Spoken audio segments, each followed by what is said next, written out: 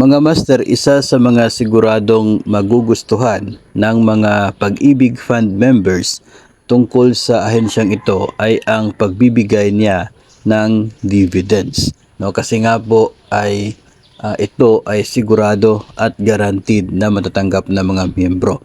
Ngayon ay titingnan po natin mga master ang implementing rules and regulations ng Republic Act 9679 or ito pong Pag-ibig Law of 2009.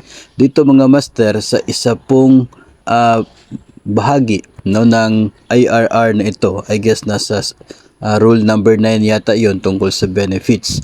Section 4 ay tungkol po sa dividends, no? Dito po mga master ay klarong-klaro na sinasabi sa batas na the board shall set aside annually an amount which is no case shall be less than 70% of the annual net income of the fund to be paid in the form of dividends to members. So ibig sabihin, bawat taon mga master, hindi bababa sa 70% sa kinikita ng Pag-ibig Fund ay dapat nakaset aside bilang pondo na siya pong paghati-hatian ng mga miyembro bilang dividendo. So nasa batas po talaga siya. Required ang Pag-ibig na magbigay ng dividends.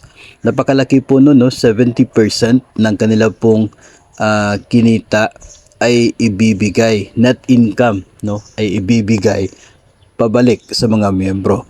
So kinakailangan lamang na meron kang total accumulated value. Ito po yung inyong contribution para sa taong yon para ikaw ay eligible na makatanggap ng dividends.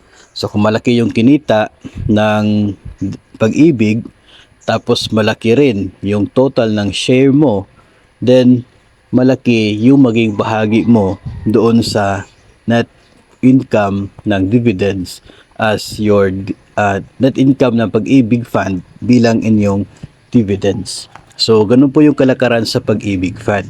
Kaya nga po madalas itong naikumpara sa GSIS bilang isang mas maganda no, kapag ang usapin ay dividend.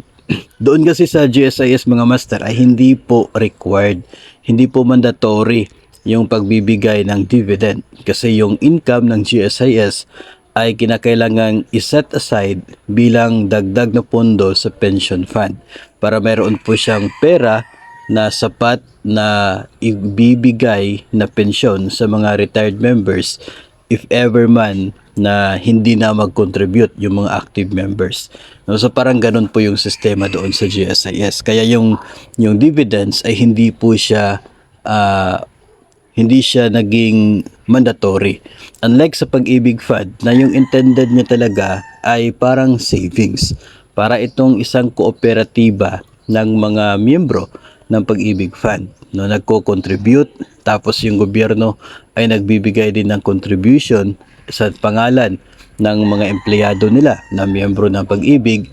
Tapos yung contribution na yun ay nagsisilbi bilang savings and yung savings na yun ay kumikita bilang dividends. So yun nga po yung isang bagay na sigurado no, na magugustuhan ng mga Pag-ibig Fund members.